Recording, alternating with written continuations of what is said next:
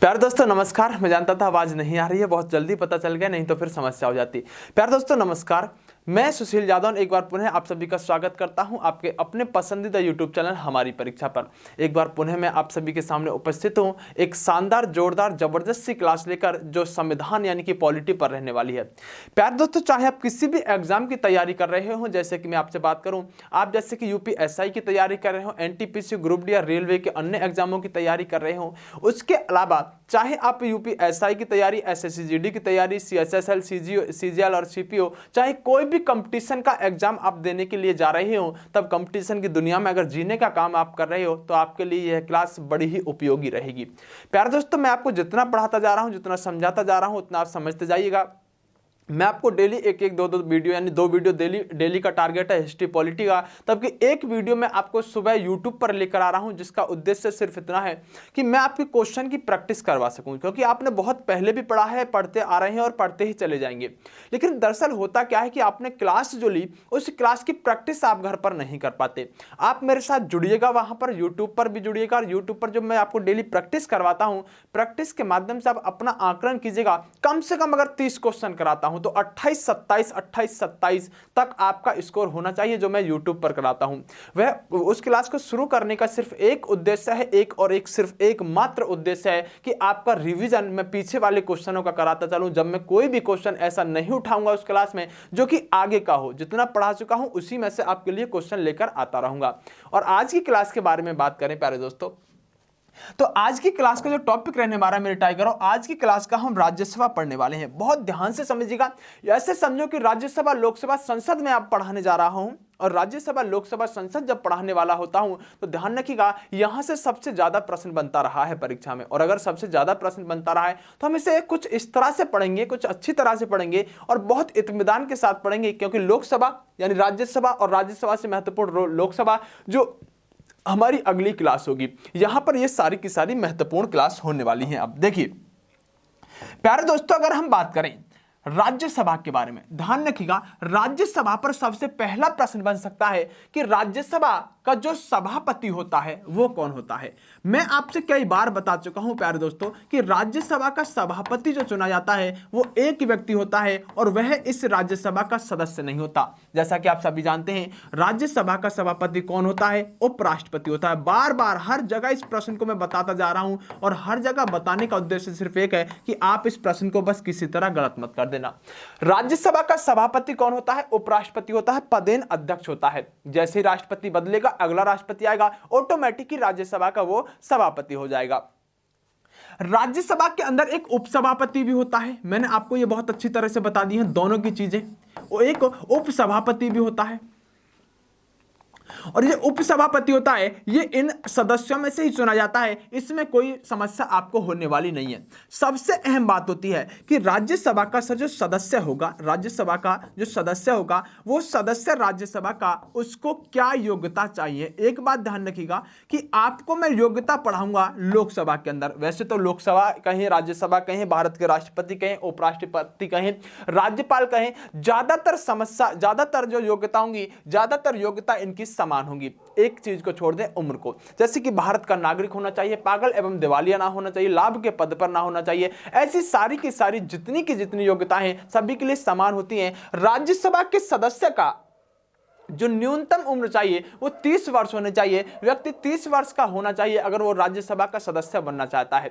प्यारे दोस्तों, अभी आपके दिमाग में बहुत प्रश्न उठ रहे होंगे, सर आप सदस्य के बारे में बता रहे हो, सर आप सभापति के बारे में बता रहे हो, लेकिन ये बताओ हमें तो यही नहीं पता चलता कि राज्यसभा का मामला क्या है, कौन इसके अंदर बैठते हैं, किस तरह से लोग चुने जाते हैं, क्या हम वोट डालते हैं या कोई और वोट डालता है, ये कहां पर इसका आयोजन होता है, इसकी बैठक किस तरह से होती है। आप एक तरह से प्रत्यक्ष रूप से अपने माइंड में राज्यसभा का इमेज बनाना चाहते हैं। बहुत जल्द इस इमेज को मैं क्लियर कर दूंगा। फिलहाल आप इतना समझो कि राज्यसभा एक ऐसा सदन माना जाता है जिसको आप उच्च सदन के नाम से जानते हो। क्या कहते हो? राज्यसभा को उच्च सदन कहते हो। ध्यान रखिएगा, अच्छा प्रश्न बनता है, उच्च सदन कौन सा है और निम्न सदन कौन सा है।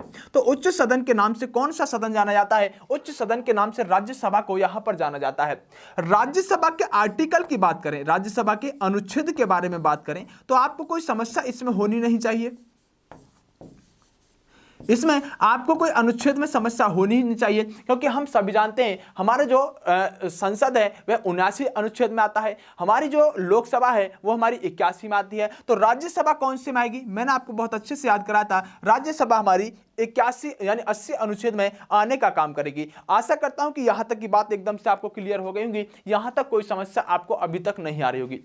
प्यारे दोस्तों, जरा आगे समझने की कोशिश कीजिएगा। मैं आपको बताने जा रहा हूं एक ऐसा कॉन्सेप्ट, एक ऐसा तरीका जिससे आपको कुछ भी समझ में राज्यसभा के बारे में अभी तक नहीं आता था। आज मैं उसको पहले क्लियर करता हूं बहुत अच्छे तरह से। आइएगा, देखिए प्यारे दोस्तों, ये होता है आपका संसद, ठीक है, क्लियर है? ध्यान से सुनिएगा, मैं बताने जा रहा हूं कि आखिरकार राज्यसभा के अंदर जो आप सदस्य देखते हो वह राज्यसभा के अंदर बैठते कैसे हैं। देखो, ये आपका संसद है प्यारे टाइगरों, और संसद के अलावा यहां पर 3 इसके अभिन्न अंग होते हैं। मैं बार बार लिखता रहूंगा, अपने मस्तिष्क में इस चीज को सेट कर लीजिएगा। एक अंग होता है इसका राष्ट्रपति, हम पढ़ चुके हैं राष्ट्रपति को। दूसरा अंग होता है, दूसरा अंग इसका कौन सा होता है? दूसरा अंग इसका होता है जिसे आप क्या कहते हो? जिससे आप सर यहां पर लोकसभा कहते हो, लोकसभा कहते हो, ठीक है। आगे बात करें, एक होता है जिसे आप राज्यसभा कहते हो, जिसके बारे में आज हम पढ़ रहे हैं, यानी कि क्या? राज्यसभा। बात क्लियर हो जानी चाहिए, राज्यसभा, समझिएगा। आज मैं जानना चाहता हूं कि आखिरकार राज्यसभा के अंदर जो सदस्य पहुंचते हैं सर, वो राज्यसभा के अंदर कैसे पहुंचते हैं। तो इसके लिए समझो कि राज्यसभा के अंदर जब सदस्य पहुंचते हैं उसमें तुम्हारा कोई भी रोल नहीं है, तुम्हारा कोई भी रोल नहीं है। अगर रोल इसमें है किसी का, तो रोल किसका है? रोल है इसके अंदर संसद को अगर जानना है तो आपको फिर एक चीज और को जानना पड़ेगा, जिसको आप कहते हो विधानमंडल। थोड़ा सा दिमाग के अंदर चीजें सेट हुई होंगी, विधानमंडल। और विधानमंडल की बात करें, तो विधानमंडल के अंदर भी प्यारे दोस्तों 3 इसके यहां पर अंग माने जाते हैं, 3 अंग माने जाते हैं। फिलहाल इस तरह से आप बात को समझ सकते हो कि मैं भी पूरा लिख देता हूं जब आप बात करेंगे। जैसे कि इसका एक अंग होता है जिसे आप क्या कहते हो? विधानसभा कहते हो। क्या? विधानसभा, ठीक है। एक हो गया विधानसभा। दूसरा हो गया प्यारे दोस्तों जिसे आप विधान परिषद कह सकते हो, मैं शॉर्ट में लिख देता हूं विधान परिषद, जिसे आप कह सकते हो। और इसका एक और अंग होता है जिसे आप राज्यपाल कहते हो। पहले इमेज सेट करो अपने दिमाग के अंदर, जो मैं आपको समझाना चाहता हूं, इमेज सेट होनी चाहिए। देखिए, हमने जाना कि सर हमारे यहां पर देश के अंदर एक यहां पर व्यवस्था की गई है, और जो देश के अंदर व्यवस्था की गई है, हमने जाना है सर संसद के बारे में। संसद के बारे में, संसद देश के लिए कानून बनाती है। किसके लिए? संसद देश के लिए कानून बनाती है। और संसद को कानून बनाने में 2 स्तंभ है, 2 इसके सदन है, जिनमें से एक लोकसभा है, एक राज्यसभा है। और राष्ट्रपति की अनुमति के बाद देश के अंदर कोई भी कानून बन जाता है। देखो, देश के अंदर तो कानून बनाएगी संसद, राज्य के अंदर कौन कानून बनाएगी? जब आप कहेंगे राज्य के अंदर कानून बनाने का काम करेगा विधानमंडल। जो विधानमंडल होता है प्यारे दोस्तों, इसी को हम कहते हैं कि यहां पर जिस तरह संसद के एक तरह से हम कह सकते हैं संसद को संभालने का काम लोकसभा राज्यसभा करते हैं, ऐसे विधानमंडल को संभालने का काम विधानसभा और विधान परिषद करते हैं। इसका तीसरा अंग होता है राज्यपाल। बात एकदम क्लियर हो जानी चाहिए। अब देखो, ध्यान से सुनिएगा मेरी बात को। आप अच्छी तरह से जानते होंगे कि लोकसभा के चुनाव आप सभी ने होते हुए देखे होंगे, और आराम से सुना होगा कि लोकसभा के चुनाव हो रहे हैं, लोकसभा के चुनाव हो रहे हैं। और आपने यह भी देखा होगा कि विधानसभा के चुनाव हो रहे हैं, विधानसभा के चुनाव हो रहे हैं। और विधानसभा के चुनावों में आप वोट भी डालते हो। बात क्लियर करिएगा, बहुत अच्छे से समझाऊंगा, सारी चीज आज क्लियर कर दूंगा, ठीक है। देखिए, विधानसभा के चुनाव में भी आपने भाग लिया होगा। आप ऐसे समझो अपनी देसी भाषा में, आपने विधायक के चुनाव में वोट डाला है। आपके क्षेत्र में विधायक कौन है? सोचो जरा, आपके क्षेत्र में विधायक कौन है? आपने विधायक के चुनाव में वोट डाला था, हाँ या नहीं? आप कहेंगे सर बिल्कुल डाला था, क्योंकि विधायक के साथ तुम्हारे थोड़े रिलेशन बने रहते हैं ना, विधायक जी मेरा वो काम करा दीजिएगा। तो आपको याद आएगा, हाँ हमारे यहां पर फलाने विधायक सिंह थे, विधायक थे, और उनके लिए मैंने वोट डाला था। अब समझो बात को, वो विधायक कहां जाकर बैठेंगे? वो विधायक जाकर बैठेंगे विधानसभा के अंदर। ध्यान से सुनिएगा, वो विधायक कहां जाकर बैठेंगे? विधानसभा के अंदर। आइएगा आगे बात करते हैं। अब सोचो आपके क्षेत्र का सांसद कौन है? आपके क्षेत्र का सांसद कौन है? आपने सांसद के लिए वोट डाला था, तो आप कहेंगे हाँ सर सांसद के लिए भी डाला था, हमारे यहां पर सांसद फलाने सिंह है। और इमेजिंग करो इस चीज को, इमेजिंग बहुत कंफ्यूज करता है, सारी चीज क्लियर करूंगा। संसद के लिए, जो सांसद के लिए वोट डाला होगा, वो सांसद जाकर बैठेगा लोकसभा के अंदर। अब एक चीज क्लियर हो गई, जैसे सर यहां पर विधानसभा है, ऐसे वहां पर लोकसभा है। बात क्लियर है। अब बात तो सर ये आती है, इतना तो आपने हमें बहुत अच्छे से क्लियर कर दिया, यहां तक तो कोई समस्या नहीं है कि विधानसभा का चुनाव हम जनता करते हैं और सर यहां पर लोकसभा का चुनाव है यानी हम जनता करते हैं। बात क्लियर है। सर ये बताओ, आप तो पढ़ाने वाले हो हमें राज्यसभा, इस राज्यसभा का फंडा बताओ। और सर राज्यसभा के अंदर अगर कुछ फंडा निकलेगा तो विधान परिषद के अंदर भी कुछ फंडा निकलेगा, इसके अंदर तो बहुत तगड़ा फंडा निकलेगा। इसके बारे में हम बाद में बात करेंगे। फिलहाल आज हमारा जो टॉपिक रहने वाला है, आज हमारा टॉपिक जो रहने वाला है प्यारे दोस्तों, आज हमारा टॉपिक यहां पर राज्यसभा रहने वाला है। क्या रहने वाला है? राज्यसभा रहने वाला है। आइएगा क्लियर करते हैं इसके अंदर सदस्य कहां से पहुंचे। देखो, जो आपने अपने यहां से माननीय श्री विधायक जी चुने, आपने अपने यहां से जो माननीय विधायक जी चुने, ये विधायक जी क्या करेंगे? विधायक जी यहां से कुछ लोगों को, कुछ सदस्यों को यहां से विधानसभा से वोट डालकर कहां भेजेंगे? राज्यसभा के अंदर भेजेंगे, राज्यसभा के अंदर बैठेंगे। बात थोड़ी बहुत क्लियर हो रही है, बात थोड़ी बहुत क्लियर हो रही है कि सर हमने बनाया विधायक और विधायक जी जाकर बैठ गए विधानसभा के अंदर। इन विधायकों ने जो विधानसभा के अंदर जाकर बैठे, इन्होंने यहां पर एक व्यक्ति को वोट डाला, मत डाला और मत डालने के बाद, जिताने के बाद इन विधायकों ने विधानसभा से यहां पर एक व्यक्ति चुनकर भेज दिया राज्यसभा के अंदर। ये हर राज्यों के अंदर अलग अलग इनकी संख्या होती है, अलग अलग इनका तरीका होता है। आप फिलहाल इस चीज को दिमाग के अंदर क्लियर करो कि आखिरकार जो राज्यसभा के अंदर जो सदस्य जाकर बैठेगा वो आखिरकार राज्यसभा में पहुंचा कैसे। अच्छी तरह समझ में आ गया होगा। हमने चुना था विधायक और विधायक जाकर बैठा था विधानसभा में, और विधानसभा में जब जाकर ये विधायक जी बैठे तो विधायक जी जाकर बैठने के बाद विधायक जी ने यहां पर वोट डाले और वोट डालकर विधायक जी ने चुन दिए राज्यसभा के सदस्य। एकदम क्लियर, बहुत अच्छे से बात समझ में आई होगी। इस स्ट्रक्चर को अपने दिमाग में सेट कर लीजिएगा, सारी की सारी कहानी आपकी क्लियर हो जाएगी। चलिएगा, बात क्लियर है? चलिए,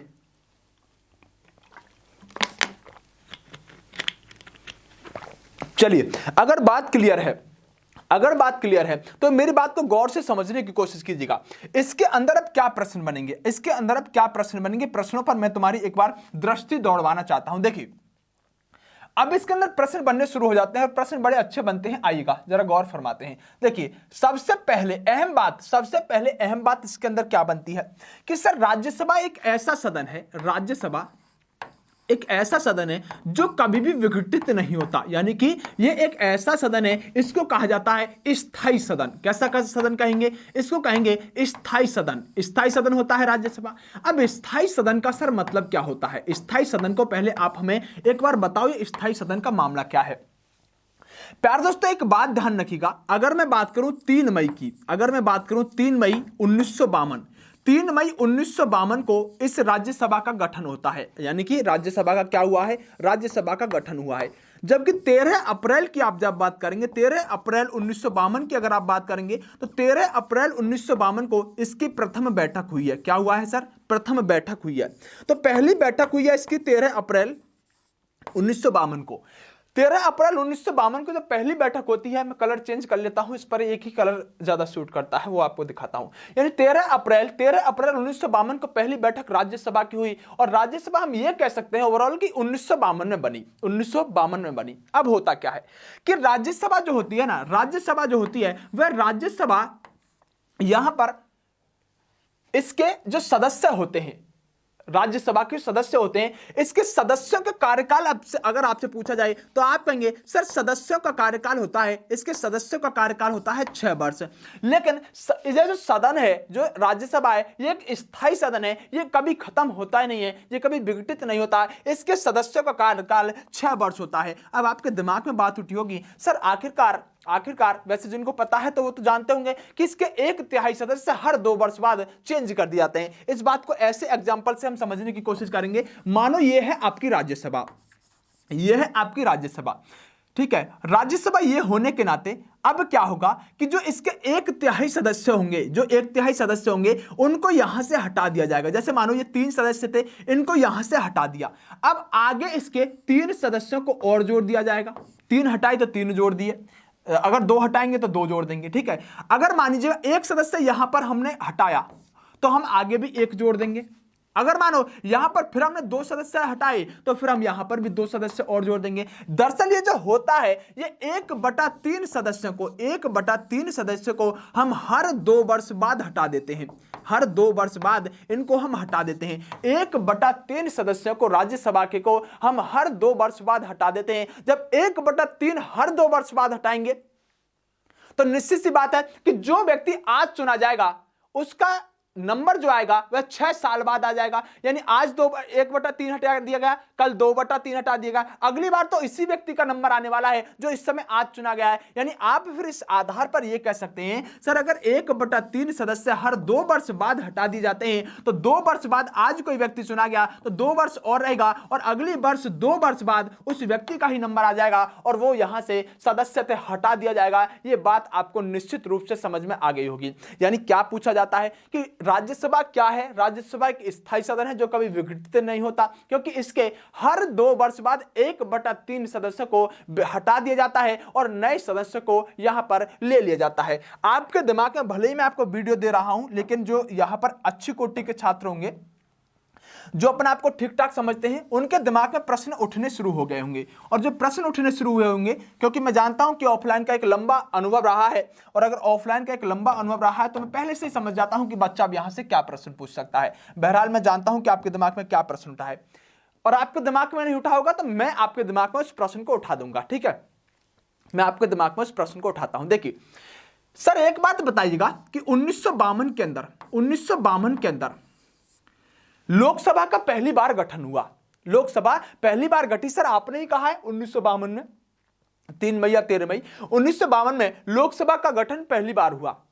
सर जब लोकसभा को 6 साल हो गए होंगे, तो 6 साल होने के बाद जब 1958 आया होगा तो आपके अनुसार आपने कहा है कि हर 2 वर्ष बाद इसके 1/3 सदस्य हटा दिए जाते हैं। सर ने ही कहा है।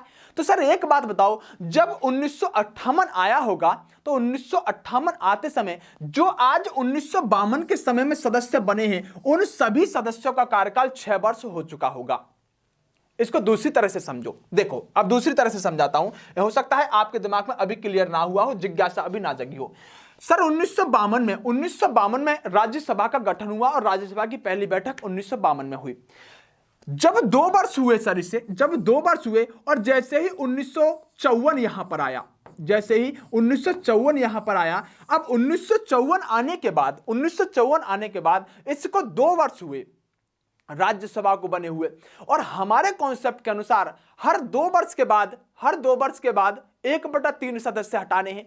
जैसे ही 1954 आया, अब यह बताइएगा, हमने कहा कि भाई हमको 1/3 सदस्य हटाने हैं और कार्यकाल भी सदस्य का 6 वर्ष होना चाहिए। अब इन सदस्यों की तरफ जब देखा 1954 में, तो हर सदस्य बोला कि मैं ही क्यों हटूं, और हटाना भी जरूरी है 1/3 को, और 2 वर्ष हो चुके हैं। 1952 में गठित हुई, 1954 में जैसे स्थिति आई, अब हर सदस्य का कार्यकाल 2 वर्ष था, लेकिन राज्यसभा तो कहती है कि हर सदस्य का कार्यकाल 6 वर्ष होना चाहिए। चलो मान लेते हैं अभी बनी है तो कुछ कॉन्सेप्ट लगाते हैं। अब हर सदस्य कहने लगा कि मैं ही क्यों हटूं, मेरा तो 2 साल ही हुआ है, अगर हटाना है तो इसे हटाओ। दूसरा बोला मैं ही क्यों हटूं, हटाना है तो इसे हटाओ। आखिरकार 1958 में एक ऐसी स्थिति आई होगी जब हर सदस्य का कार्यकाल 6 वर्ष था और हटने के लिए कोई भी तैयार नहीं हुआ होगा। यह कॉन्सेप्ट ऐसे बन सकता है कि 1954 में आखिरकार सदस्य को हटाया किस तरह से गया था। यह प्रश्न आप किसी से पूछ के देखिएगा कि आखिरकार जब 1952 में राज्यसभा का गठन हुआ और जैसे 1954 में आया होगा, तो हमें हर 2 वर्ष के बाद 1/3 सदस्य को हटाना होता है। और 1954 ही क्यों, 1956 में भी तो यही स्थिति बनेगी, 1956 में सभी 1952 वालों का कार्यकाल 4 वर्ष हुआ होगा। तो 1956 में भी एक ऐसी स्थिति बनकर आई होगी जिस समय राज्यसभा के सदस्य को हटाना बड़ा ही नामुमकिन सा लग रहा होगा। तब आप पूछेगा किसी से कि आखिरकार ये कॉन्सेप्ट क्या रहा होगा, ये तरीका क्या रहा होगा कि राज्यसभा में 1954 में हमने जब सदस्य को हटाना शुरू किया होगा, तो आखिरकार ये सदस्य हटे कैसे होंगे। दरअसल मैं आपको बता देता हूं, किसी और को मत बताइएगा क्योंकि आपने फीस पे की है। देखो हुआ क्या था, 1954 के अंतर्गत क्या हुआ, 1954 में क्या हुआ कि जब हमने यहां से सदस्यों को हटाना शुरू किया और हमें 1/3 सदस्य हटाने थे क्योंकि 2 वर्ष हमारा समय हो चुका था। अब सदस्य हटने के लिए तैयार कोई नहीं था, हमने यहां पर लकी ड्रॉ डाला था 1954 में। सेम 1956 में भी हमने 2 वर्ष लकी ड्रॉ डाला कि जिसका नाम इस पर्ची में आ जाएगा उस व्यक्ति को हटना पड़ेगा। और लकी ड्रॉ डाला 1954 में। लकी ड्रॉ डालने के बाद हमने कुछ सदस्यों को 1/3 सदस्यों को बाहर निकाल दिया जिसका नाम उस लकी ड्रॉ में आ गया। 1956 में फिर से पर्चियां डाली गई और उसमें से कुछ 1/3 पर्चियां उठाई गई। जिस व्यक्ति का नाम उस पर्ची में आ गया उस व्यक्ति को राज्यसभा से हटा दिया गया, भले ही उसका समय या तो 2 वर्ष हुआ हो, 1954 में ही उसको हटाना पड़े, लेकिन पर्ची में लकी ड्रॉ में नाम आ गया तो उसको हटना पड़ेगा।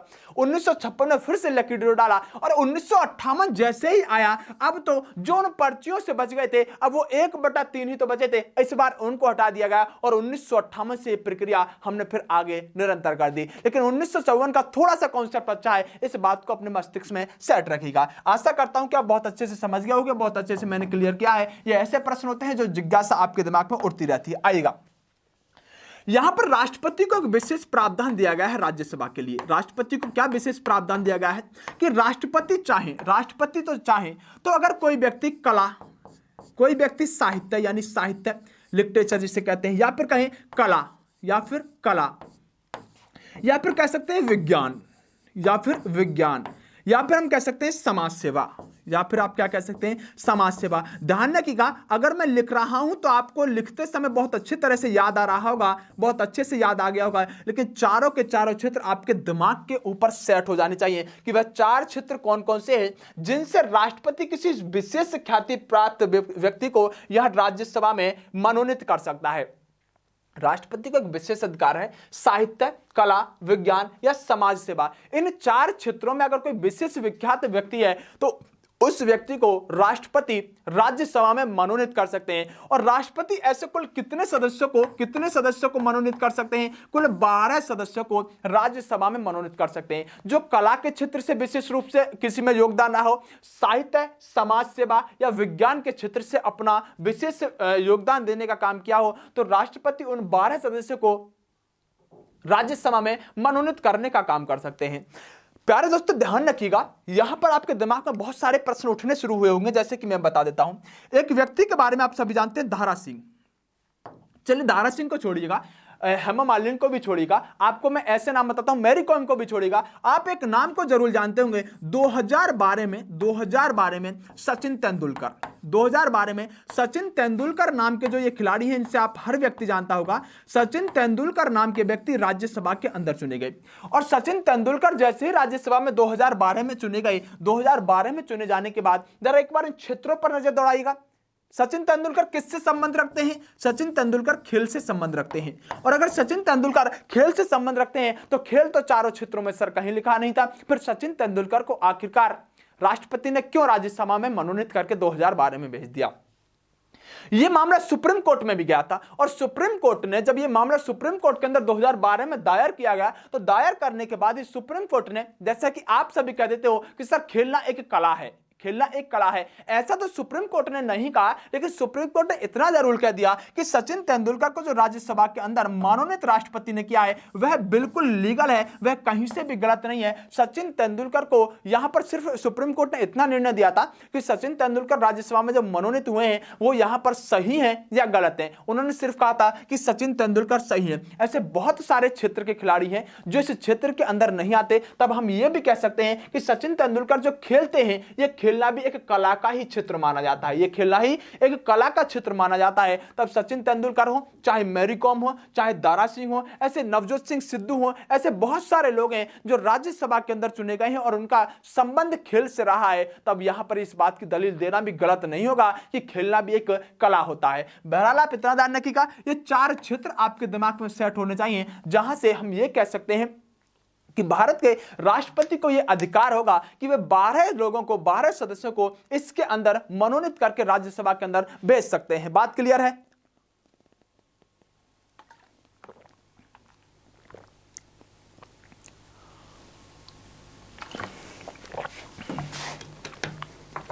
चलेगा। प्यारे दोस्तों एक बात और ध्यान रखिएगा, एक डेट है 23 अगस्त 1954। क्या है? 23 अगस्त 1954। अगर नहीं दिख रहा है तो मैं बोल रहा हूं 23 अगस्त 1954। इस 23 अगस्त 1954 से पहले इस राज्यसभा को राज्यसभा के नाम से नहीं जाना जाता था। राजस्थान पीसीएस के एग्जाम में एक बहुत अच्छा सा प्रश्न पूछ लिया गया है और जो प्रश्न आप सभी के सामने मैं पेश कर रहा हूं, राजस्थान पीसीएस के एग्जाम में यही प्रश्न पूछा गया था कि राज्यसभा का नाम क्या हुआ करता था। तो आप ध्यान रखिएगा, काउंसिल ऑफ स्टेट के नाम से यह 23 अगस्त 1954 से पहले जानी जाती थी। इसका नाम राज्यसभा जो पड़ा है 23 अगस्त 1954 से इसको हम राज्यसभा कहने लगे। उससे पहले काउंसिल ऑफ स्टेट के नाम से इसको जाने जाने का काम किया जाता था। बहरहाल आप इतना कह सकते हैं, अगर मैं आगे की बात करूं, यहां से आगे बढ़ने की कोशिश करूं, तो आपने राज्यसभा के बारे में एक बेसिक सी चीजों को जाना है। राज्यसभा के बारे में मैं आपसे और चीजों पर बात करने वाला हूं, लेकिन मैं आपको उनसे पीडीएफ के माध्यम से और चीजों को बहुत अच्छे से क्लियर करने की कोशिश करता हूं। आइएगा मेरे प्यारे दोस्तों, देखिए राज्यसभा के अंदर कोई प्रश्न हमें नहीं छोड़ना, और अगर एक भी प्रश्न आपका छूट गया तो समझो फिर पढ़ने का कोई फायदा नहीं है। देखिए राज्यसभा के बारे में सबसे महत्वपूर्ण होता है इसका चुनाव। राज्यसभा के सदस्य किस तरह से चुनाव होता है, मैंने जैसे बताया कि विधानसभा के सदस्य जो होते हैं वही राज्यसभा के लोगों को बैठते हैं। आपका विधायक ही जो होगा वही राज्यसभा के सदस्यों को चुनकर भेजेगा। देखो, लेकिन आप जरा समझो लोकसभा और राज्यसभा के चुनाव में अंतर क्या है। अंतर इस तरह से नहीं कि विधायक चुनता है एक को हम चुनते हैं, नहीं। आप समझो बात को कि इस चुनाव को नाम क्या दिया जाता है, इसको दिया जाता है यहां पर फर्स्ट पास्ट द पोस्ट, यानी कि अग्रता ही विजेता। यानी कि जो लोकसभा के अंदर चुनाव होता है वह अग्रता ही विजेता बनता है। अग्रता ही विजेता, ज्यादा आप इसको कमजोर दिमाग पर ज्यादा बल देने की कोशिश मत करना।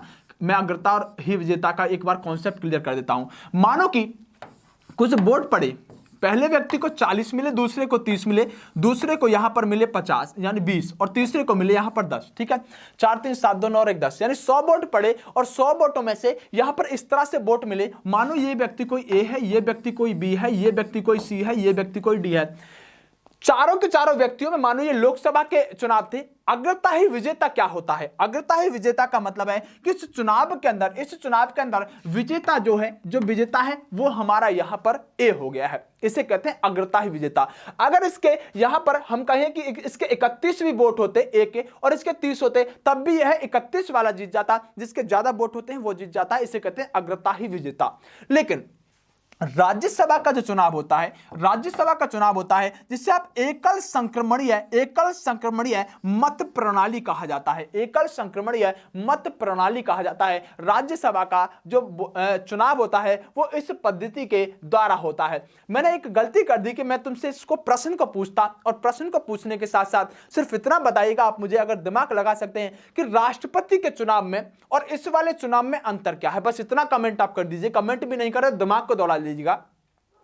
राष्ट्रपति के चुनाव में मैंने एक प्रक्रिया बताई थी और यह भी एक प्रक्रिया बताई है, एकल संक्रमणीय मत प्रणाली। यही तो थी राष्ट्रपति के चुनाव में भी, राष्ट्रपति के चुनाव में भी यही पद्धति तो थी, एकल संक्रमणीय मत प्रणाली, और राज्यसभा में भी यही है।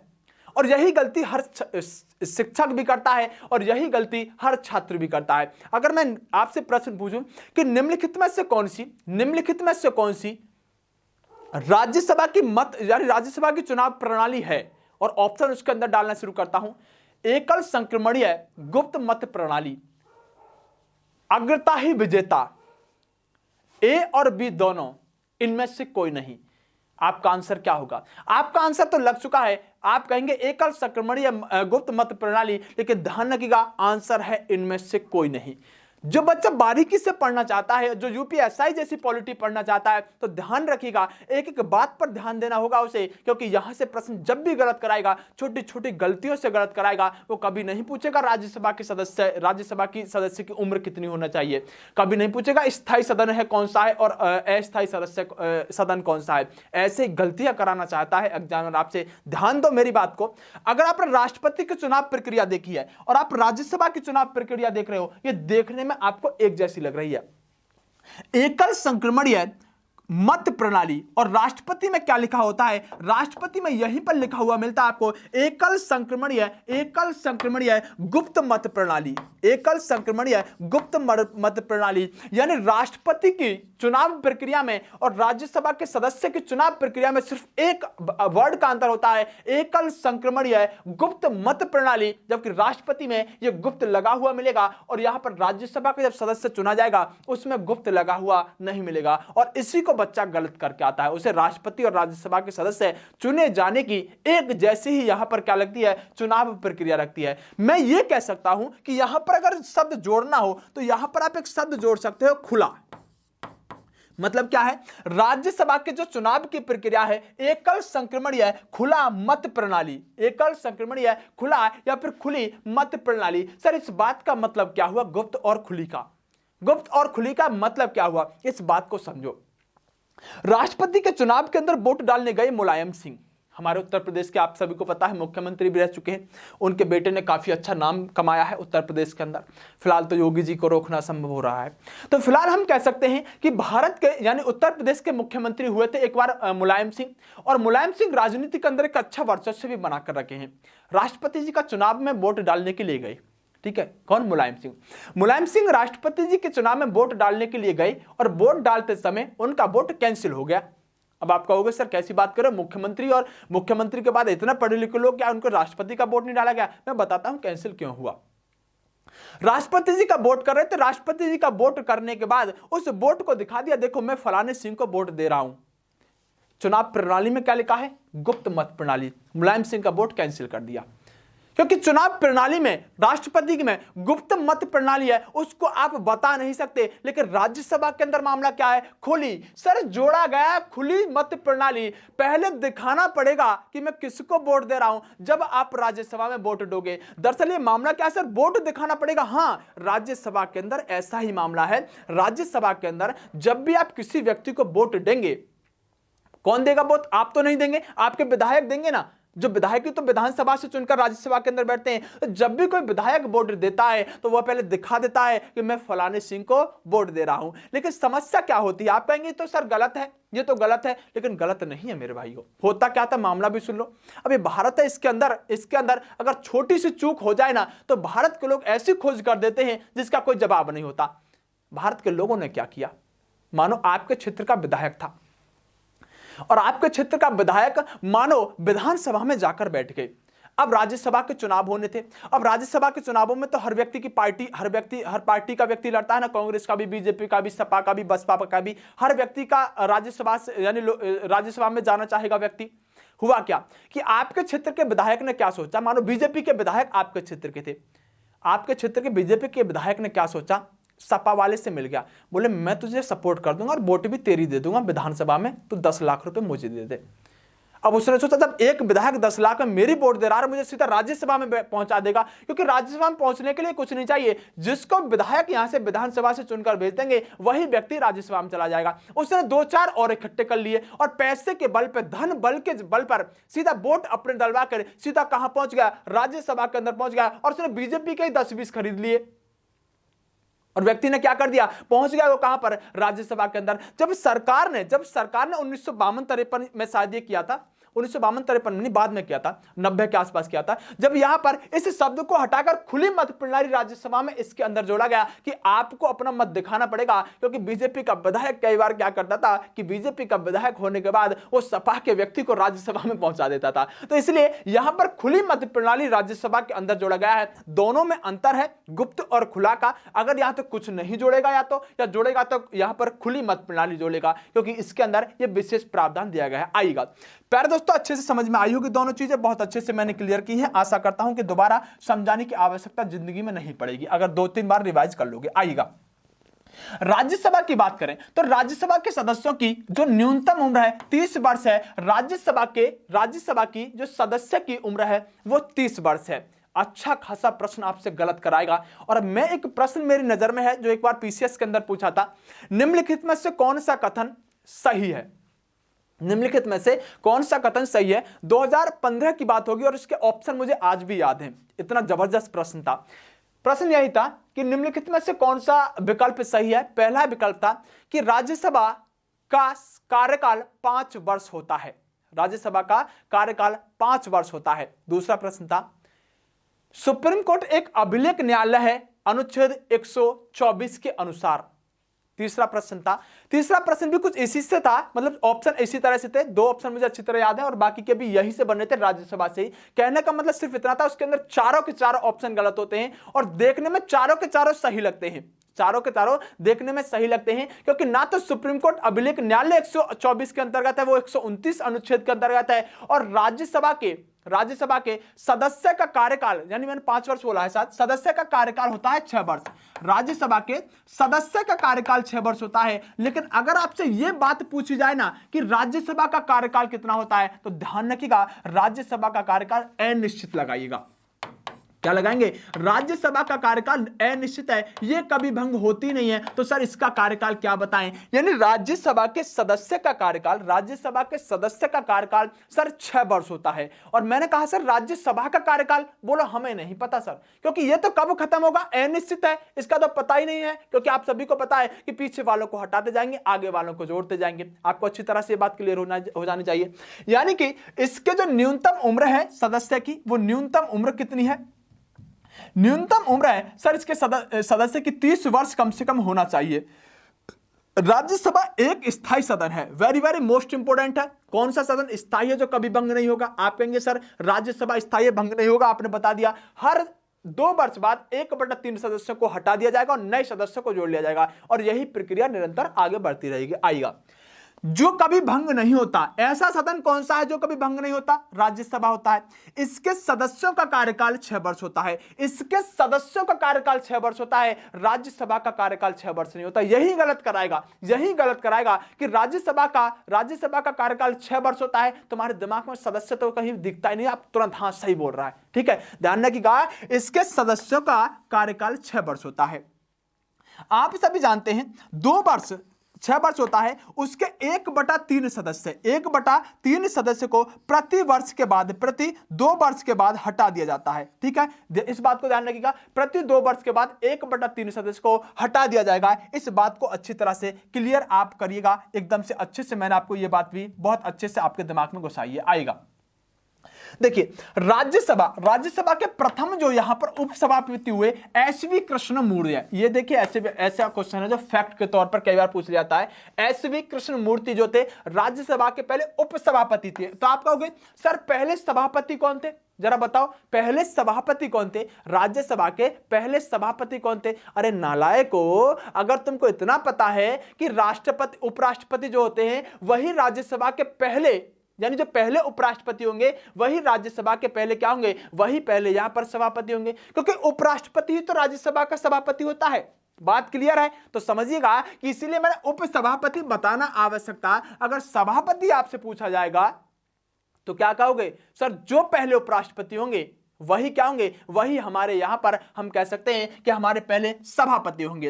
राज्यसभा का सभापति एवं उपसभापति अनुच्छेद 89 के अंतर्गत है, उतना आपको जानने की आवश्यकता नहीं है। भारत का उपराष्ट्रपति राज्यसभा का पदेन सभापति होता है। इस पदेन का मतलब सिर्फ इतना है, कि जो व्यक्ति उपराष्ट्रपति के पद पर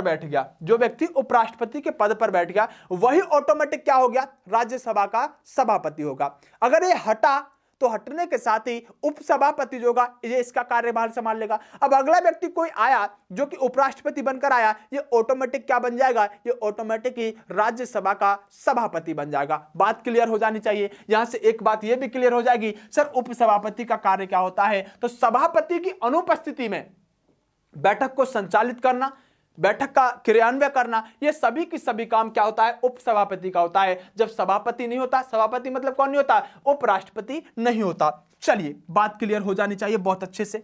ये बात मैंने आपको अच्छे से समझाई है। आएगा देखिए, इसके बारे में ज्यादा आपको जानने की आवश्यकता नहीं है कि राज्यसभा क्या करता है कि यथाशीघ्र अपने किसी सदस्य को अपना उपसभापति चुनेगी, और जब तक उपसभापति का पद रिक्त होता है तब तक राज्यसभा किसी अन्य सदस्य को अपना उपसभापति चुनेगी। यानी ये उस कंडीशन में लिखना चाह रहा है जिस कंडीशन में अगर उपसभापति अपने पद से इस्तीफा दे दे, चलेगा।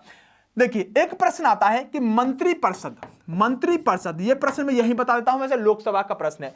मंत्री परिषद किसके प्रति उत्तरदायी होती है? बस ये प्रश्न होता है, मंत्री परिषद किसके प्रति उत्तरदायी होती है? जरा आप बताना, किसके प्रति उत्तरदायी होती है? वैसे मैं इस प्रश्न का अगर आपको बताना चाहूं ना, अगर मैं इस प्रश्न को ऑप्शन डालना चाहूं तो जहां इसमें ऑप्शन वो प्रधानमंत्री डाल देता है ना, बस बच्चा उसी को लगा देता है। दूसरा वो जानता है कि जो राष्ट्रपति होते हैं ना, जो राष्ट्रपति होते हैं वो राष्ट्रपति किसकी अनुमति पर कार्य करते हैं, किसकी सलाह पर काम करते हैं, तो वो जानता है कि मंत्री परिषद की सलाह पर, मंत्री परिषद की सलाह पर राष्ट्रपति काम कर देते हैं। ठीक है, ये प्रश्न होता है कि जो हमारे मंत्री परिषद है वो किसके प्रति उत्तरदायी होती है। मैं इसको समझाना इसलिए चाह रहा हूं कि इसमें या तो बच्चा प्रधानमंत्री आंसर लगाएगा या मंत्री परिषद आंसर लगाता है, लेकिन ध्यान रखिएगा ये फेवरेट क्वेश्चन रहा है आज तक का, इसमें आंसर आएगा लोकसभा के प्रति मंत्री परिषद उत्तरदायी होती है। और एक ऑप्शन डालेगा इसमें राज्यसभा भी ऑप्शन में डालेगा, तो आप क्या कहोगे कि जो सर मंत्री परिषद है ना ये किसके प्रति उत्तरदायी है? लोकसभा के प्रति उत्तरदायी है। तब मैं इस बात को कहना चाह रहा हूं कि मंत्री परिषद राज्यसभा के प्रति उत्तरदायी नहीं होती, तो सर किसके प्रति होती है? मंत्री परिषद ना प्रधानमंत्री के प्रति उत्तरदायी होती है, न राज्यसभा के प्रति उत्तरदायी होती है, न राष्ट्रपति के प्रति उत्तरदायी होती है। मंत्री परिषद लोकसभा के प्रति उत्तरदायी होती है। इस बात को मैं बहुत अच्छी तरह से क्लियर तब करूंगा कि आखिरकार क्यों उत्तरदायी होती है जब हम लोकसभा को पढ़ेंगे। फिलहाल मैं इस पॉइंट पर आपका ध्यान ले जाना चाहता था कि जो मंत्री परिषद होगी वो राज्यसभा के प्रति उत्तरदायी नहीं होगी। दो चीज मेरे दिमाग में सेट रखिएगा। जैसे मैं आपसे सीधा प्रश्न पूछ लेता हूं कि ये बताओ कि राज्यसभा और लोकसभा के अंदर कौन सा तुम्हें ताकतवर दिखता है? तो आप क्या कहोगे? सर देखो सीधी बात है, हमें नरेंद्र मोदी के सामने इस टाइम कोई दिख नहीं रहा, ठीक है, या फिर आप कहोगे अमित शाह के सामने कोई नहीं दिख रहा। तो बात भी आपकी ठीक है, बात की आपकी ठीक है कि लोकसभा के पास देखिए पावर होती है, क्योंकि सरकार ही लोकसभा चलाती है। जैसे हम कहीं नरेंद्र मोदी सरकार चला रहे हैं तो पावर वास्तव में नरेंद्र मोदी जी के पास है। लेकिन अगर मैं आपसे पूछूं कि ये बताओ क्या किसी ऐसी कंडीशन में मैं ये कह सकता हूं कि राज्यसभा लोकसभा से ज्यादा ताकतवर है? तो आप कहेंगे नहीं सर ऐसा तो नहीं कह सकते, लेकिन मैं कह सकता हूं। क्यों? क्योंकि मैं मास्टर हूं ना। एक मिनट पानी पी लेता हूं, बताता हूं।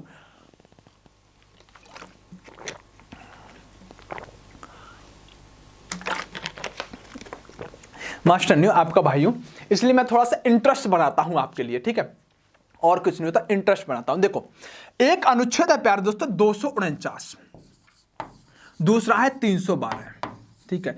फिलहाल आप इतना समझो, मैं अभी इसको डिस्क्राइब भी करने वाला हूं कि दो अनुच्छेद भारत के संविधान में ऐसे हैं, 249 और 312, 249 और 312, जिनको हम देखें तो दो अनुच्छेदों के अनुसार राज्यसभा लोकसभा से ज्यादा ताकतवर दिखाई देती है। दो अनुच्छेद ऐसे हैं भारत के संविधान में जिनके अंदर राज्यसभा लोकसभा से ज्यादा ताकतवर हमें नजर आती है, क्योंकि इसके अंदर 249 के अंदर क्या है अभी बात करेंगे, 312 के अंदर क्या है हम अभी बात करेंगे। आखिरकार आप जानते तो होगे, फिर मैं क्लियर करता हूं 249 अनुच्छेद के अंतर्गत क्या है। क्या आप सभी जानते हैं हमारे संविधान के अंदर राज्य सूची है, संघ सूची है और समवर्ती सूची है। इनके बारे में मैं बात करूंगा बहुत डिटेल से, लेकिन फिलहाल आपको सबको पता होगा राज्य सूची है, संघ सूची है, समवर्ती सूची है।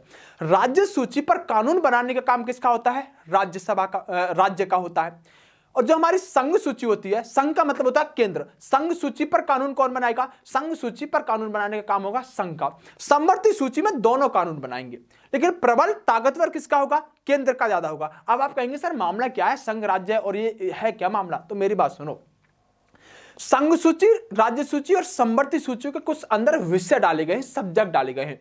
जैसे पर्यावरण हो गया, अब मैंने यहां पर्यावरण को उठाकर मानो संघ सूची में डाल दिया, तो मैं कहूंगा कि पर्यावरण पर कानून बनाने का काम अभी संघ सूची का विषय है, और संघ का मतलब है कि इस पर केंद्र सरकार कानून बनाएगी। शिक्षा का विषय आ गया, मैंने तो समवर्ती में डाल दिया, तो शिक्षा जो समवर्ती में एक शिक्षा हो गया एक विषय, और समवर्ती सूची में डाल दिया, इसका मतलब इस पर दोनों कानून बना सकते हैं। दरअसल संघ सूची, समवर्ती सूची, राज्य सूची के अंदर कुछ विषय दिए गए हैं, उन विषयों पर कानून बनाने का अधिकार राज्य का होगा या केंद्र का होगा या दोनों का होगा। इस बात का निर्णय लिया गया है 3 अनुसूचियों के द्वारा। अब अनुच्छेद 249 जो है, इस 249 के अंतर्गत राज्यसभा को एक ताकत दी गई है, राज्यसभा को एक ताकत दी गई है। और वो ताकत क्या है कि मानो कोई विषय हमारे यहां पर राज्य सूची का है, मानो शिक्षा को मान लेता हूं, मैं भी इस पर बात करूंगा कौन सा विषय किसका है। एक बात समझो कि शिक्षा जो विषय है, ये शिक्षा विषय, एक बात समझ लो कि मान लिया शिक्षा विषय राज्य सूची का है, इस पर राज्य कानून बना सकता है। लेकिन राज्यसभा को लगने लगा कि शिक्षा विषय एक राष्ट्र लेवल का विषय है, इस पर कानून बनाने का काम राज्य का नहीं होना चाहिए, केंद्र सरकार इस पर कानून बनानी चाहिए। तो अनुच्छेद 249 इस बात का अधिकार देता है राज्यसभा को कि यह शिक्षा वाला विषय भले ही राज्य सूची का विषय है, भले ही अधिकार इस पर राज्य को कानून बनाने का है, लेकिन 249 के अंतर्गत इस पर राज्यसभा चाहे तो केंद्र से कानून बनवा सकती है। यह शक्ति है राज्यसभा के पास जो लोकसभा के पास नहीं है। लोकसभा अगर किसी भी राज्य सूची के विषय पर कानून बनाना चाहे तो लोकसभा कानून संघ से यानी केंद्र से नहीं बनवा सकती, और अगर राज्यसभा चाहे किसी राज्य सूची के विषय पर केंद्र सरकार से कानून बनना तो 249 के अनुसार यह राज्यसभा यहां पर राज्य सूची के विषय पर भी कानून केंद्र से बनवा सकती है। अखिल भारतीय सेवाओं का सृजन करने का अधिकार यहां पर एक परफॉर्मेंस जारी करके केंद्र सरकार से कह सकती है कि अखिल भारतीय सेवाओं का सृजन करो। 312 अनुच्छेद, ये 2 अनुच्छेद प्यारे दोस्तों ऐसे जो रटने पड़ेंगे आपको हर हाल में, कुछ भी भूल जाना, लेकिन इनको मत भूल जाइएगा, ठीक है, इनको मत भूल जाइएगा। चलिए बहुत बढ़िया आएगा। बात करते हैं अनुच्छेद 249 के अंदर क्या है, देसी भाषा में समझा दिया है। राज्य सूची के विषय पर राज्यसभा चाहे तो केंद्र सरकार से कानून बनवा सकती है, पहला तो ये। दूसरा, अखिल भारतीय सेवाओं के सृजन के बारे में राज्यसभा के पास लोकसभा से अधिक ताकत है। दूसरी बात ये अब पढ़ लेते हैं डिटेल में। 200 अनुच्छेद के अनुसार यदि राज्यसभा उपस्थित तथा मत देने वाले सदस्यों के 2/3 बहुमत से प्रस्ताव पारित करके यह घोषित करती है कि राज्य सूची में उल्लेखित कोई विषय राष्ट्रहित के महत्व का है। वही बात जो मैंने समझाई है कि अगर राज्यसभा उपस्थित तथा मत देने वाले 2/3 सदस्यों से एक प्रस्ताव पारित करे और कहे कि शिक्षा जो विषय है वो राष्ट्रहित का महत्व है, राष्ट्र महत्व का विषय है, तो इस पर कानून कौन बना सकता है, जरा गौर फरमा लेते हैं आगे। इस पर कानून संसद के द्वारा बनाया जा सकता है, यानी कि केंद्र सरकार के द्वारा बनाया जा सकता है। तो पावर ऐसी लोकसभा के पास नहीं है, लेकिन राज्यसभा के पास है। आगे बात करते हैं उस विषय पर आगे अभी तो मैंने बताया नहीं, आगे बड़ा महत्वपूर्ण चीज है इसके अंदर। उस विषय पर अस्थायी कानून का निर्माण कर सकती है, लेकिन यह कानून कैसा होगा, स्थायी होगा। स्थायी क्यों होगा, इस बात को क्लियर करता हूं। ऐसा प्रस्ताव 1 वर्ष से अधिक प्रभावी नहीं रहेगा। 1 वर्ष के लिए कानून बना सकती है सर, 1 वर्ष के बाद अगर उसे दोबारा बनाना है तो अगले वर्ष फिर से कुल उपस्थित या फिर मत देने वालों का 2/3 से फिर से उसे पास करना पड़ेगा। तब हम कह सकते हैं कि राज्यसभा 249 के अनुसार सर राज्य सूची के विषय पर कानून तो बनवा सकती है संसद से, लेकिन सिर्फ 1 वर्ष के लिए बनवा सकती है। आगे 1 वर्ष से अधिक प्रभावी नहीं रहेगा, लेकिन यदि राज्यसभा चाहे तो हर बार इसे 1 वर्ष के लिए बढ़ा सकती है, यानी 1 वर्ष के लिए बना सकती है, अगले वर्ष के लिए फिर से उसे बहुमत प्रस्ताव पास करना पड़ेगा, तब फिर 1 वर्ष के लिए आगे बढ़ा सकती है। तो अनुच्छेद 249 रट जाइएगा। 249 और 312 एक ऐसे अनुच्छेद हैं जिनके बारे में यह कह सकते हैं कि राज्यसभा इन दोनों अनुच्छेदों पर अगर देखें तो लोकसभा से ज्यादा ताकतवर हमें नजर आती है। लोकसभा से ज्यादा ताकतवर नजर कौन आती है, राज्यसभा। कौन से अनुच्छेदों के अनुसार, 249 के अनुसार, जो मैंने अभी आपसे बताया। 312 भी देख लेते हैं, चलो 312 में है क्या, मैंने वैसे बता ही दिया आपको, चलेगा। 312 में क्या है, केवल राज्यसभा को राज्यसभा में उपस्थित तथा मत देने वाले सदस्यों के कम से कम 2/3 सदस्यों के बहुमत से अखिल भारतीय सेवाओं के सृजन का अधिकार होता है। यानी अखिल भारतीय सेवाओं का सृजन के बारे में कौन से अनुच्छेद में दिया गया है, 312 में दिया गया है। यह काम लोकसभा नहीं कर सकती, यह अधिकार सिर्फ राज्यसभा को है। अच्छे से क्लियर हुआ टाइगरों, अच्छे से क्लियर हुआ। 2 अनुच्छेद याद रखिएगा जो कि यहां पर हम कह सकते हैं कि 2 आपके लिए महत्वपूर्ण रहेंगे। देखिए, धन विधेयक पर एक विशेष अधिकार राज्यसभा को है। वैसे धन विधेयक लोकसभा के अंदर होता है, ध्यान रखिएगा। धन विधेयक, वैसे मैं लोकसभा में ही इस पर बात करूंगा। चलिए, धन विधेयक राज्यसभा में पुनः राज्यसभा सदस्य जो स्थापित नहीं किया जाएगा जो प्रधानमंत्री बनेगा। धन विधेयक राज्यसभा में पुनः राज्यसभा सदस्य जो स्थापित नहीं किया जाएगा जो प्रधानमंत्री बने। मैं क्लियर कर देता हूं मामला क्या है, थोड़ा सा टाइप थोड़ा सा उससे मिस हो गया है। ये कहना ये चाह रहा है कि राज्यसभा जो होगी ना धन विधेयक पर अपनी सिर्फ क्या करेगी, सिफारिश करेगी। देखो मैं समझाता हूं, आएगा। जैसे मानो होता क्या है, थोड़ा सा रफली से जल्दी बताता हूं इसको। जैसे ये संसद होता है, मानो ये क्या है, ये आपकी लोकसभा है, ये आपकी मानो राज्यसभा है, ये मानिएगा राज्यसभा है और ये मानिएगा आपका राष्ट्रपति है। देखो जब भी धन विधेयक आएगा ना, मनी बिल जो होगा वो हमेशा लोकसभा के अंदर आएगा। आप कोई भी बिल लाते हैं तो किसी सदन के अंदर ला सकते हैं, लेकिन जो मनी बिल लाया जाता है वो हमेशा लोकसभा के अंदर लाया जाएगा और कहीं उसको नहीं लेकर आया जाएगा। इस पर मैं बात करूंगा क्यों लोकसभा के अंदर लेकर आया जाता है। फिलहाल समझो लोकसभा के अंदर लेकर आया जाएगा। ये आपकी राज्यसभा है मान लो। आप ऐसा मत सोचना सर पहले तो आप राष्ट्रपति को उधर लिखते थे, पहले उधर लिखते थे। मेरे लिखने से जगह नहीं बदल जाएगी, बैठेंगे दोनों संसद में ही। यानी कि ये लोकसभा थी, ये राज्यसभा थी। मनी बिल आया लोकसभा के अंदर, लोकसभा क्या करेगी, इसको फॉर्मेलिटी के लिए राज्यसभा के पास भेजेगी। ये क्या करेगी, राज्यसभा के पास भेजेगी। राज्यसभा इस पर ना तो कोई फेरबदल कर सकती है, ना ही इस पर ऑब्जेक्शन कर सकती है। इस पर थोड़ी बहुत सहमति दे सकती है कि इस काम को ऐसे कर लो। अगर लोकसभा इसको ना भी मानेगी जब भी कोई बड़ी बात नहीं है। लेकिन अगर इसने ये पास करके कह दिया कि ठीक है आप इस पर मनी बिल जो है ये ठीक है, सब कुछ बढ़िया है, आप पास करके वापस भेज दे तो ठीक है। लेकिन राज्यसभा के पास 14 दिन का टाइम होगा। अगर 14 दिन तक अगर इसने मनी बिल वापस नहीं भेजा तो समझो मनी बिल लोकसभा के लोग मानेंगे पास हो गया। 14 दिन का टाइम है, राज्यसभा इसको वापस कर दे ना भी करे तो भी इसको पास माना जाएगा। लेकिन 14 दिन का इंतजार करेगी लोकसभा और 14 दिन नहीं वापस भेजा तो लोकसभा इसे क्या करेगी, मनी बिल को पास मान लेगी। अगर 14 दिन से ज्यादा राज्यसभा ने अपने पास रोका, ऐसा प्रावधान मनी बिल के अंदर किया जाएगा। बात क्लियर है टाइगरों? बात क्लियर है टाइगरों?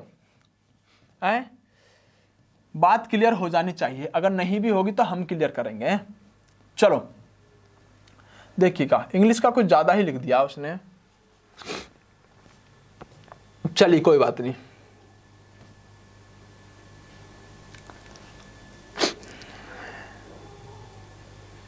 चलिए मैं आपको क्लियर करता हूं। अभी एक पॉइंट आपका ऐसा है जम्मू कश्मीर से संबंधित है, उसको बताना आवश्यक है। चलिए ठीक है, ओके। 249 में मैंने बात कर ही लिया है, 312 पर मैंने बात कर लिया है, ठीक है। धन विधेयक राज्यसभा पुणे राज्यसभा, ठीक है, ये तो वही हो गया। 109 अनुच्छेद, ठीक है, हाँ 109 वही चीज है। देखिए 14 दिन समय मिलता है और यदि इसे समय पर इस समय विधेयक वापस नहीं होता है तो परित समझा जाएगा। यानी कि वही चीज जो मैंने समझाया वही आपको लिखा हुआ मिलेगा, इसके अंदर कुछ भी नहीं है। आप बिल्कुल भी चिंता ना करें, बस इस पॉइंट को समझने की कोशिश करें कि जो राष्ट्रपति होंगे वर्ष में कम से कम 2 बार राज्यसभा का अधिवेशन आहूत करेंगे। यानी कि राज्यसभा के एक सत्र के अंतिम बैठक तथा अगले सत्र की अंतिम बैठक के लिए नियत तिथि के बीच में 6 माह से अधिक का अंतर नहीं होना चाहिए। फिलहाल आप इतना समझो कि जो राज्यसभा जो राष्ट्रपति जो बैठक बुलाते हैं वो वर्ष में 2 बार बुलानी आवश्यक होती है और एक सत्र और दूसरे सत्र के बीच में 6 महीने से अधिक का अंतराल ना होना चाहिए। इस बात को कहने की कोशिश ये कर रहा है। आपको मैं इसमें लोकसभा के बारे में, इन बैठकों के बारे में बात करूंगा। देखिए अगर हम बात करें राज्यसभा में प्रतिनिधित्व नहीं है, यानी राज्यसभा में कहां के लोग नहीं बैठते हैं। आप इसको ऐसे याद रखना कि बैठते कहां के हैं सर, बैठते कहां के हैं। तो आप कहेंगे सर दिल्ली का बैठता है और पंडुचेरी का बैठता है। कहां पर? दिल्ली और पंडुचेरी का बैठता है राज्यसभा के अंदर सदस्य। और ध्यान रखिएगा जम्मू कश्मीर का भी बैठता है, जम्मू कश्मीर का भी बैठता है। इस बात को अपने अंदर ध्यान रखिएगा। अगर मैं बात करूं कितने सदस्य हैं टोटल, दिल्ली से है सर टोटल 3 सदस्य। पंडुचेरी से कितने सदस्य बैठते हैं सर? 1 सदस्य। सर जम्मू कश्मीर से राज्यसभा में कितने सदस्य बैठते हैं? तो 4 सदस्य जम्मू कश्मीर से बैठने का काम करते हैं। यह बात आपके दिमाग में सेट होनी चाहिए। सर सबसे ज्यादा कहां से बैठते हैं? तो अरे यूपी वालों तुम कहीं पीछे नहीं रहोगे, सबसे ज्यादा बैठते हैं यूपी से। सर राजस्थान से कितने बैठते हैं? सर राजस्थान से बैठते हैं 10। सर ये बताओ दूसरे नंबर पर सबसे ज्यादा कहां से बैठते हैं? तो दूसरे नंबर पर सबसे ज्यादा बैठते हैं सर महाराष्ट्र से। कितने बैठते हैं? लगभग 19 के आसपास, 19 बैठते हैं। तो राज्यसभा की सीटों के बारे में थोड़ी बहुत आप जानकारी ले लीजिएगा। फिलहाल मैं इतना कहना चाहता हूं कि राज्यसभा के बारे में अभी बेसिक सी चीजें मैंने बहुत अच्छे से क्लियर की हैं। आप सिर्फ इतना ध्यान रखिएगा कि कहां से बैठते हैं। अंडमान निकोबार, दादर नगर हवेली, इन जगह से नहीं बैठते हैं, दिल्ली पंडुचेरी से बैठने का काम करते हैं। सिर्फ इतना मैंने बात आपको समझाई। क्लास आज काफी लंबी हो गई है, लेकिन कोई बात नहीं, कोई दिक्कत नहीं है, क्लास लंबी भी हो जाएगी। तो कोई बात नहीं, हमें तुम्हारी पॉलिटी बेहतरीन करके देनी है। वैसे ही क्लास थोड़ी बहुत लेट सेट सी हो जाती है, कोई बात नहीं, थोड़ा सा कोऑपरेट कर लीजिएगा। देखिए जो आपके लेट सेट हो जाएगी ना, मैं कंटेंट के मामले में आपको बेहतरीन देकर खुश करके जाऊंगा, ठीक है। तो प्यारे दोस्तों, आज के लिए इतना ही काफी है। सभी के लिए बेस्ट ऑफ लक, नमस्कार। मिलते रहेंगे, चलते रहेंगे, बढ़ते रहेंगे। तैयारी में किसी भी तरह की कोई कमी आए, व्हाट्सएप ग्रुप बना दिया है, या कोई भी डाउट लगे ना, ध्यान रखिएगा एक बात को, मेरी बात ध्यान से सुनिएगा। मैं आपको पॉलिटी पढ़ा रहा हूं, मैं आपको इतिहास पढ़ा रहा हूं। आप ये कभी मत सोचिएगा कि अगर हमारा पॉलिटी का डाउट आया तो हम सर से पूछ लें, ठीक है, कभी मत सोचिएगा।